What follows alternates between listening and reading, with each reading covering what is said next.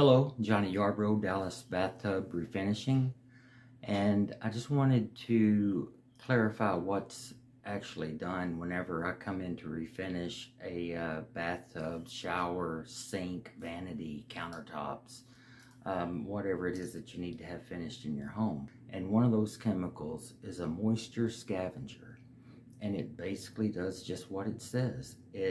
As tubs get worn down or you get little rust spots or something like that, if it's a porcelain, if it's cultured marble, acrylic, fiberglass, bathtub or shower, you may get some little surface cracks, and it might be something that you've seen or that you noticed. Maybe there was like you thought there was a strand of hair or something on the tub, and you step a different way and it's not there. And those are just little surface cracks. It doesn't hurt anything as far as the tub goes, but refinishing it will definitely strengthen that whenever it's done with the porcelain glaze, which is what I use. And so the moisture scavenger, let me back up just a second before I get carried away. The moisture scavenger, like I said, will do just what it says. It goes in there and it dries these little areas out, whether it's a worn area or something like that, because what you do not want to happen, and what I see that happens so many times, is moisture will be trapped. And I'm talking about moisture that's so minute, you could put a paper towel down on there would be nothing else to blot up. You would think it's dry, but it's just that tiny amount of moisture that gets trapped underneath the surface, and then a week later it bubbles up because the moisture is trying to evaporate, of course, and it will bubble up and not allow good adhesion on the surface. And so that's what the moisture scavenger's great at doing. It also melts and gets rid of soap scum very quick. And I know a lot of people think, well, I use acetone, naphtha, lacquer thinner, one of those things. And the problem is they evaporate so quick, they don't have time to reach that moisture and encapsulate it and dry it out. And like for lacquer thinner, it leaves behind a residue. So you don't want that either whenever you are refinishing anything. You just want to make sure that it's the absolute cleanest surface that you can get.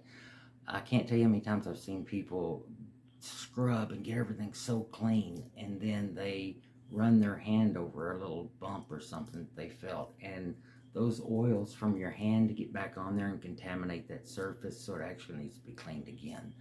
But the major reason that you see so many failures in bathtub refinishing is because they're using acrylic urethane. It might be aliphatic acrylic urethane paint or epoxy paint.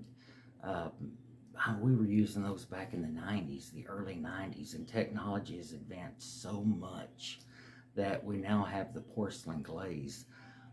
The moisture scavenger goes down, like I was explaining, gets rid of that moisture, gets rid of any kind of body oils, soap residue, anything like that. After that, it's my own product. It's called Fusion Lock, and it's a blend of silanes, which is what dentists use to bond to porcelain teeth. The aerospace industry also uses silane before they put their final coating on aircraft or whatever it is that hits the different altitudes, because whenever they hit those altitudes, they go from hot to cold, whatever, and they actually get condensation that'll build up underneath whatever they've coated the aircraft or whatever with, and the surface, the metal surface. And same thing with dentists. They use the silane because you get of course, moisture from your mouth. And with bathtubs, you have to, just like your mirror, the condensation builds up on your mirror. You're constantly dealing with it. It's a wet environment. That's what it is. So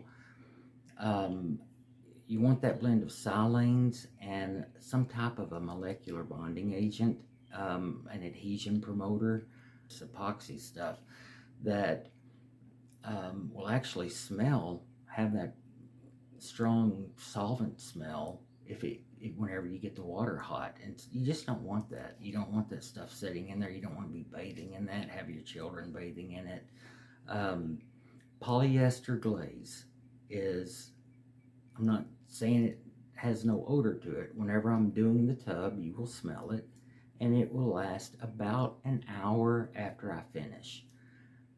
The nice thing about the polyester coating is once it's cured, it does not produce any more V.O.C.s, so it's not having a negative impact on your indoor air quality. So we get that down, do the polyester glaze, recommended 6 to 8 mils in thickness. And I know a lot of people want to talk, how many coats is that? And that's going to be about 9 coats. And just as a reference, you can kind of get good coverage with about 2 to 3. 2 mils is usually what a piece of like notebook paper would be. The thickness of that would be 2 mils.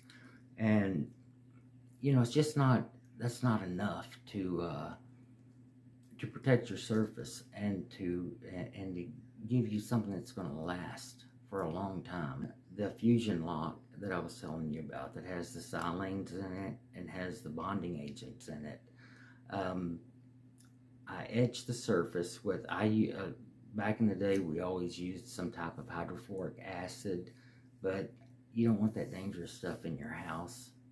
I use it's a fiber wheel that spins at 2,500 RPM, and I just put some etches into, which is basically just, yeah, a lot of people say opening up the pores or microscopic scratches, something to give it bite, that it can bite down onto that, onto the old surface. But using that, you're able to sink the new surface beneath the old surface, so we're not actually just putting something on top of the old surface. I'm able to bond into the old surface, giving you a permanent surface with the porcelain glaze. My goal is to get you, 20 years is my goal, because it is rated as a 20-year coating. So I'm going to put you a porcelain glaze surface that is molecularly bonded onto your old surface, and I'm going to try my best to get you 20 years worth of life out of that. That depends on how much it's used, what type of cleaners, there's other factors that go into it, but it's the best surface on the market, hands down. There's no epoxy or urethane paint that comes close to the porcelain glaze. And I'm going to link another video here or here. I like it when they do that on YouTube. I don't really know where it's going to be at, but I'm going to get that linked up so that it'll show you a couple of tubs that's been done and how they failed and what it kind of looks like. So if you're new to refinishing or you've never had your bathtub refinished before, you can just kind of get some knowledge with that. So but thank you so much for giving me your time. I know this ran a lot longer than I wanted it to, but hopefully you got to know me just a little bit, because I'll be the one coming out to do the job for you. Thank you.